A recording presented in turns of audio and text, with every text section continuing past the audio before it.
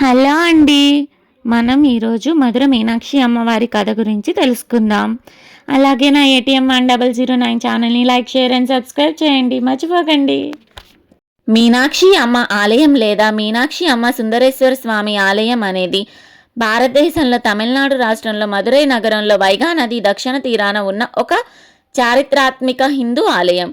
ఈ ఆలయం మీనాక్షి అనే పార్వతీదేవి యొక్క రూపానికి, అలాగే ఆమె సహధర్మచారినిగా ఉన్న సుందరేశ్వర స్వామి శివునికి అంకితంగా ఉంది.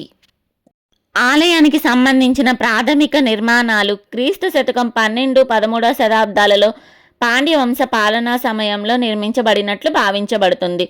అనంతరం ఢిల్లీ సుల్తానుల సేనల దాడుల కారణంగా ఆలయం ధ్వంసం చేయబడిందని, తర్వాత క్రీస్తు శతకం 14వ శతాబ్దంలో విజయనగర సామ్రాజ్య పాలకులచే తిరిగి నిర్మించబడిందని, 16వ శతాబ్దంలో మదురై నాయకులు రాజులు సముదాయాన్ని విస్తీర్ణంగా విస్తరించారు. 18-19వ శతాబ్దాలలో కొంతమేర నిర్మాణ అభివృద్ధి జరిగినట్లు, బ్రిటిష్ రాజ్య కాలంలో నిర్లక్ష్యం కారణంగా ఆలయ స్థితిలావస్థకు చేరింది.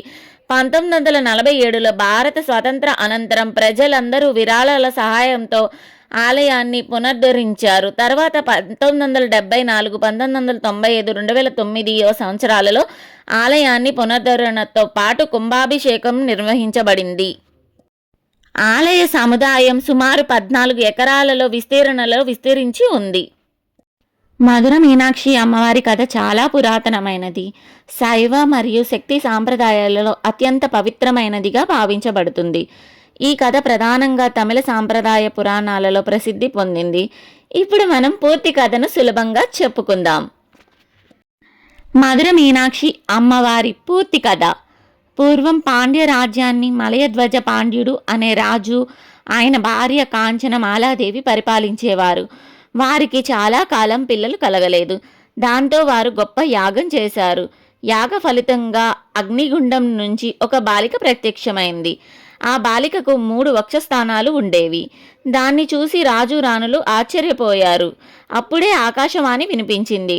ఈ బాలిక తన భర్తను చూసినప్పుడు 3వ వక్షస్థానం స్వయంగా మాయమవుతుందని చెప్తుంది. ఆ బాలికకు తాడాదగై అని పేరు పెట్టారు. ఆమె చాలా ధైర్యవంతురాలు, యుద్ధ విద్యలలో ప్రావీణ్యం సంపాదించింది. రాజు తన కూతుర్నే వారసురాలిగా ప్రకటించారు. దిగ్విజయం. తాడాదగై పెద్దయ్యాక రాజ్యాన్ని పాలిస్తూ అనేక దేశాలను జయించింది. చివరకు దేవలోకానికి కూడా యుద్ధానికి వెళ్ళింది. అక్కడ ఆమె పరమేశ్వరుని దర్శించింది. ఆయనను చూసిన వెంటనే ఆమె 3వ వక్షస్థానం మాయమైపోయింది. వెంటనే ఆకాశవాణి నిజమైంది. అప్పుడే ఆమెకు తెలిసింది పరమేశ్వరుడే తన భర్త అని. శివుని అవతారం సుందరేశ్వరుడు.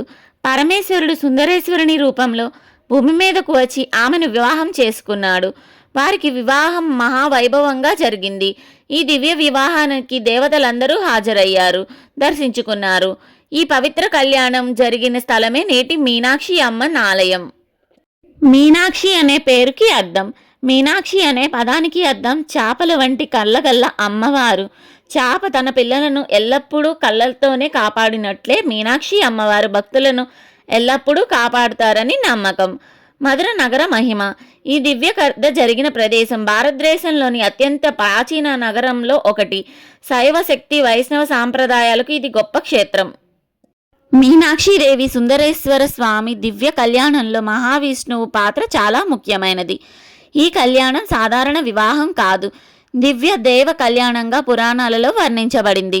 ఇప్పుడు మనం మహావిష్ణువు చేసిన పాత్రను గురించి తెలుసుకుందాం. కళ్యాణంలో మహావిష్ణువు పాత్ర పురాణం ప్రకారం మీనాక్షిదేవి అమ్మవారి శక్తి స్వరూపం.